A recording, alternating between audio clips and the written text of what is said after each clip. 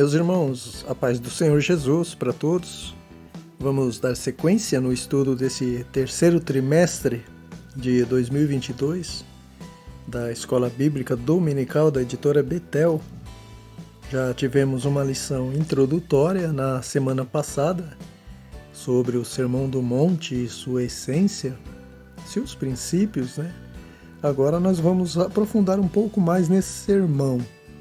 A lição de hoje é a de número 2, que vai destacar a humildade como o alicerce da felicidade cristã. Em outras palavras, nós vamos estudar sobre a primeira bem-aventurança do Sermão do Monte, né? Porque quando Jesus diz bem-aventurados os pobres de espírito, ele está dizendo felizes são os humildes, né? E a humildade é o alicerce da felicidade cristã, porque todas as demais atitudes para alguém ser feliz estão relacionadas à humildade. Uma pessoa humilde chora, né? E os que choram são felizes, porque eles serão consolados. Uma pessoa humilde é mansa, e os mansos também são felizes, porque eles herdarão a terra. Também uma pessoa humilde tem fome e sede de justiça, e não faz justiça com as próprias mãos, né? E os que têm fome e sede de justiça são felizes também, porque eles serão fartos. Enfim, todas aquelas bem-aventuranças, todas as felicidades citadas por Jesus no Sermão do Monte dependem da humildade. Por isso a humildade é chamada de o alicerce da felicidade cristã. O texto de referência para hoje está no livro de Provérbios, capítulo 16, versículos do 17 ao 21. Talvez alguém estranhe o fato do comentarista sair lá de Mateus, capítulo 5, das bem-aventuranças, e pegar um texto em Provérbios para falar sobre a humildade, sobre o pobre de espírito, mas isso é necessário, porque muitas pessoas têm uma visão distorcida sobre o que é humildade, né? Pensam que ser humilde é ser desprovido de recursos financeiros, que pobreza é sinônimo de humildade, só que não é bem assim, irmãos. Tem muitas pessoas ricas que são humildes também. Até mais que muitos pobres que andam de nariz empinado como se tivesse um rei na barriga. E quem escreveu o livro de Provérbios foi o rei Salomão, o homem mais rico da sua época, né? E no versículo 19 desse capítulo 16 de Provérbios, ele aprova a humildade e contesta a soberba. Olha o que ele diz. A soberba precede a ruína, e a altivez de espírito precede a queda. Melhor é ser humilde de espírito com os mansos do que repartir o despojo com os soberbos. Ou seja, Salomão não deixou a riqueza subir para a cabeça, né? Ele era um rico pobre, rico materialmente e pobre de espírito. Na lição de hoje, nós vamos entender melhor o conceito felicidade, aprender e ensinar o que a Bíblia fala sobre pobreza de espírito e mostrar outro rei, o Rei dos Reis, o Senhor Jesus, como o nosso exemplo de humildade. O tópico 1 inicia falando sobre a felicidade na visão de Deus, das pessoas e onde encontrar essa tal felicidade, a verdadeira felicidade. Verdadeira porque é eterna, né? Diferentemente da felicidade que o mundo oferece, que é ilusória, momentânea, efêmera, né? Apenas momentos felizes. Jesus então inicia essas bem-aventuranças falando sobre a humildade, sobre os pobres de espírito, e o item diz que o pobre de espírito aqui, ou seja, nessa ocasião, né, nesse contexto do sermão de Jesus, realmente diz respeito àqueles que não possuem nada. São pobres materialmente, mas também de espírito, né? Então não basta ser pobre, tem que ser pobre de espírito, pobre dependente de Deus. O texto prossegue dizendo que a visão de Deus acerca da felicidade é diferente da visão de muitas pessoas, porque, segundo a psicologia, né, felicidade é apenas um estado emocional, um bem-estar, uma satisfação momentânea por um objetivo alcançado, por uma conquista ou um momento de paz apenas, enquanto que para Deus, feliz é aquele que reconhece que nada teria E nada seria também se não fosse por sua graça, né? Se não fosse pela graça de Deus. A gente tem o exemplo de Davi, que mesmo sendo um rei vencedor nas batalhas e provido de toda a regalia que há no reinado, ele reconhecia que sem Deus ele não era nada e não conseguiria nada também. Quando ele venceu 10 milhares na guerra e Saul apenas milhares, algumas mulheres vieram dançando, cantando, exaltando Davi. Então ele diz lá no Salmo 124, né? Se não fosse o Senhor, ora diga a Israel, se não fosse o Senhor que esteve ao nosso lado, os homens nos teriam engolidos vivos, né? Irmãos, isso é ser humilde, isso é ser pobre de espírito, né? Isso é ser feliz aos olhos de Deus. Já segundo a Bíblia, que também é Deus falando, mostrando outros pontos de vista sobre o que é ser feliz, segundo a Bíblia, feliz é aquele que não anda segundo o conselho dos ímpios, nem se detém no caminho dos pecadores, nem se assenta na roda dos escarnecedores, que tem o seu prazer na lei do Senhor e na sua lei medita dia e noite. Segundo a Bíblia, também feliz é aquele que ouve e guarda as palavras das profecias desse livro. E também é feliz o povo cujo Deus é o Senhor. Por quê? Porque é Ele quem perdoa todas as nossas iniquidades. Não tem como alguém ser feliz carregando o fardo do pecado, carregando a culpa do pecado na alma, né? Ainda que algumas pessoas sem Deus até levem uma vida aparentemente feliz devido à fama, à riqueza, à ostentação, mas é só aparência. Por isso que de vez em quando você ouve falar de alguém que supostamente tinha tudo para ser feliz, mas que tirou a própria vida, porque o tudo sem Deus não é nada, né? O fato é que o ser humano precisa do perdão de Deus para desfrutar da verdadeira felicidade que o pecado original tirou, né? Causando um vazio, causando um buraco no coração do ser humano que já nasce no pecado e com sede de Deus. E essa sede somente Deus pode saciar. Esse vazio somente Deus, na pessoa de Jesus, pode preencher, né? E Ele está na porta do coração, né? A Bíblia diz isso. Então Ele está querendo preencher esse vazio da alma, esse vazio do coração. Drogas não preenchem esse vazio, nem fama, nem dinheiro, nada, só Deus. Só Jesus, trazendo assim a verdadeira felicidade ao coração do homem.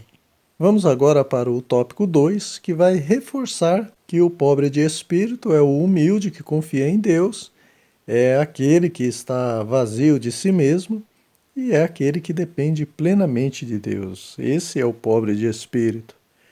O texto segue dizendo que essas bem-aventuranças de Mateus, capítulo 5, foram ditas por Jesus em aramaico, que era o idioma na época entre os judeus, devido à mistura dos povos.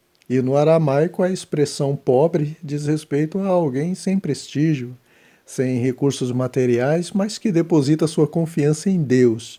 Então, ainda que essa pessoa seja desprestigiada na sociedade, ela é ovacionada, né? Ela é admirada por Deus. Deus disse lá em Isaías, capítulo 66, versículo 2, Eis para quem olharei, para o pobre e abatido de espírito e que treme da minha palavra. A igreja de Esmirna foi um exemplo. Ela era pobre materialmente e de espírito também, porque era totalmente dependente de Deus, e Jesus disse, é rica, enquanto que Laodiceia era rica materialmente, mas soberba, e Deus disse também, é miserável. Literalmente, Deus exaltou os humildes de Esmirna e abateu os soberbos de Laodiceia. Irmãos, quando Jesus disse bem-aventurados os pobres de espírito, ele estava, na verdade, era confrontando a forma errada dos ensinamentos dos fariseus e dos mestres da lei. Eles eram soberbos e batiam no peito, se exaltando diante de Deus. Por isso que Jesus contou aquela parábola do publicano e dos fariseus, né? Onde o fariseu batia no peito, se exaltando, dizendo que dava o dízimo, que fazia isso, que fazia aquilo outro, né? E Jesus disse que o feliz é o pobre de espírito, ou seja, aquele publicano que nem ao menos conseguia olhar para o céu de tão indigno que ele se sentia. Então os fariseus, irmãos, eles acreditavam que riqueza material era sinônimo de santidade e, consequentemente, da presença de Deus na vida da pessoa. e que pobreza era sinal de pecado e ausência de Deus. Então Jesus continua descartando essa ideia ao contar uma história de um homem rico que jazia em chamas no Hades e um mendigo que descansava no seio de Abraão, no paraíso. E a causa do sofrimento do rico não foi sua riqueza, e nem a causa de descanso do mendigo Lázaro foi sua pobreza, mas a soberba, no caso do rico, e a humildade de espírito, a dependência de Deus, no caso do mendigo, né? Jesus está dizendo que tem rico sem Deus, sim, e tem pobre com Deus também. Ele usa a expressão mendigo nessa parábola porque ela vem da mesma origem que humilde, né? Alguém que depende dos outros, no caso que depende de Deus. Irmãos, essa questão da humildade ela é tão complexa que se alguém me perguntar se eu sou humilde e eu disser que sou, já não estarei sendo. Porque aquele que é humilde reconhece que não é, que precisa ser, e ele luta para isso, né? Ele luta para ser humilde, mesmo sendo humilde. Uma coisa, irmãos, é alguém reconhecer que eu sou humilde, outra coisa é eu me declarar humilde. Isso, na verdade, caracteriza uma soberba. João Batista era um homem humilde. Ele disse, né, que não era digno de desatar as sandálias de Jesus. E também ele disse que importa que Jesus cresça e que ele, João Batista, diminua. Isso é ser humilde. Só que não foi ele que testificou que era humilde, foi o próprio Senhor Jesus, quando ele exaltou João Batista, dizendo que dos nascidos de mulher nunca houve alguém maior do que João Batista. Interessante que João Batista diminuiu, ele desceu e Jesus subiu. Então João Batista foi exaltado. Por isso que eu costumo comparar a vida espiritual do crente com um carro, né? O que tem que ser feito para um carro se movimentar? Engatar a primeira, subir a embreagem e descer o acelerador, não é isso? Na vida espiritual acontece o mesmo, né? Jesus representa o pedal da embreagem, que tem que estar em cima, e nós somos o pedal do acelerador, que deve estar embaixo, né? Por que que muitos têm a vida espiritual estacionada? Entra ano e sai ano e continua na mesmice. Porque está olhando Jesus de cima para baixo, né? Como Zaqueu, que subiu naquela figueira para olhar Jesus. E Jesus teve que olhar Zaqueu de baixo para cima. A ordem estava invertida. Então Jesus disse: desce depressa, Zaqueu, porque me convém fazer pousada na sua casa, mas você tem que descer. Zaqueu desceu, e a Bíblia diz que ele era de pequena estatura, e ainda que Jesus fosse de estatura normal, a gente imagina que Zaqueu passou a olhar Jesus de baixo para cima, né? Então, a partir dali, Zaqueu teve a sua vida transformada. Enfim, o tópico 3 apresenta o Senhor Jesus como nosso maior exemplo de humildade. Ele se esvaziou, lavou os pés dos seus discípulos, nos deixando assim um legado de humildade e decepcionando aqueles que esperavam nele um libertador do jugo romano e que restabelecesse o reino de Davi. Jesus, então, ele já começa a sua missão nascendo numa manjedoura, né, num curral. Depois ele entra em Jerusalém montado num jumentinho e sempre nos dando esse exemplo. Irmãos, Jesus sempre foi o nosso maior exemplo, né? Não somente no quesito humildade, mas em tudo. O escritor aos Hebreus afirma isso. Nós que estamos rodeados por uma tão grande nuvem de testemunha, deixemos todo o embaraço e o pecado que tão de perto nos rodeia e corramos com paciência a carreira que nos está proposta, olhando para Jesus, tendo Jesus como exemplo, como modelo a ser seguido, o modelo perfeito, né? Tem vários exemplos bíblicos de homens e mulheres de Deus que foram humildes realmente e dependentes de Deus, mas o maior exemplo é Jesus, por dois motivos, né? Primeiro, porque não há ninguém perfeito e que nunca erre. Até mesmo os mais humildes da Bíblia. A Bíblia diz que Moisés era o homem mais manso de toda a terra, e a mansidão é uma das características de quem é humilde. Então Moisés era humilde. Só que num determinado momento ele se irou, ele feriu a rocha 2 vezes e por isso não entrou em Canaã. Agora imaginem a decepção do povo que via em Moisés um exemplo de humildade. Por isso, irmãos, Jesus é o nosso maior exemplo, porque ele é o único que não decepciona ninguém. O segundo motivo é porque, normalmente, quando pegamos um exemplo sujeito a errar, e ele erra, nós nos acomodamos, né? Afinal, fulano é pior que eu. Agora, pegando Jesus como exemplo, isso não acontece. Nós sempre vamos ver a necessidade de melhorar na humildade. O ser humano tem disso, né, irmãos? Às vezes a pessoa está comendo ovo e tem a possibilidade de lutar para comer um pedaço de contrafilé, mas ele não se esforça, porque afinal tem gente que nem ovo come. Se ele está incomodado com uns pneuzinhos na barriga e decidido a entrar numa academia, mas de repente ele vai à praia e vê alguém mais fora de forma que ele, adeus academia, né? Mas se ele se deparar com alguém saradão, aí ele corre para a academia. Por isso, irmãos, a necessidade de olhar para alguém que é perfeito em humildade, né? O Senhor Jesus, se quisermos ser humildes de espírito. Paulo, escrevendo aos Filipenses, no capítulo 5, disse que deve haver em nós o mesmo sentimento que houve em Cristo Jesus, que sendo Deus não teve por usurpação ser igual a Deus, mas esvaziou-se a si mesmo, tomando a forma de servo e fazendo-se semelhante aos homens, né? E sendo submisso até a morte e morte de cruz, que era a mais vergonhosa da época, né?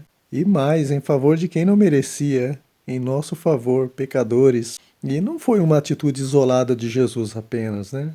A humildade é um estilo de vida. Jesus continua demonstrando sua humildade quando lavou os pés dos discípulos.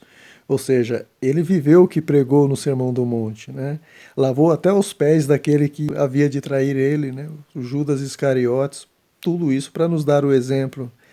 Irmãos, lavar os pés uns dos outros era uma prática antiga, desde o Antigo Testamento. Você vê Abigail se oferecendo para lavar os pés dos criados de Davi, entre outros exemplos, mas nada se compara ao Criador lavando os pés da criatura, o Deus Santo lavando os pés dos pecadores, né? Inclusive, alguns líderes religiosos até impõem essa prática nos cultos, mas se torna uma religiosidade apenas. Jesus não quer que lavemos os pés uns dos outros literalmente, né? Sendo que nem faz parte da nossa cultura. Ao lavar os pés dos discípulos, ele está nos ensinando dois princípios: a necessidade de santificação pela água da palavra. Vós já estáis limpos pela palavra que eu vos tenho falado. Então é necessário ser limpo. E também a questão da humildade. Enfim, irmãos, que possamos seguir o exemplo do Mestre, né? É fácil ser humilde? Não, claro que não. Até porque quando você propor no seu coração ser humilde, o adversário vai sempre incitar alguém para te bajular com o propósito de fazer você achar que é o tal. Isso aconteceu com o apóstolo Paulo, né? Paulo era humilde, ele dizia que não merecia ser chamado de apóstolo, que dos apóstolos ele era o menor. Então o diabo usou uma jovem para bajular Paulo e Silas também. Esses homens que nos anunciam a salvação são servos do Deus Altíssimo. Em outras palavras, esse é crente, né? Esse é o cara. Irmãos, a gente precisa tomar cuidado com os tapinhas nas costas, né? Receber elogios é bom, mas em excesso se torna um perigo. Então, como Paulo diz aos Coríntios, né? Quer comamos, quer bebamos ou façamos qualquer outra coisa, façamos tudo para a glória de Deus. Amém, meus irmãos? Chegamos ao final de mais uma lição. Deus abençoe você que nos acompanhou até aqui. Na próxima semana, se Deus nos permitir, estaremos refletindo na lição de número 3, que vai enfatizar mais a mensagem das bem-aventuranças. Deus abençoe a todos, espero vocês em mais essa lição.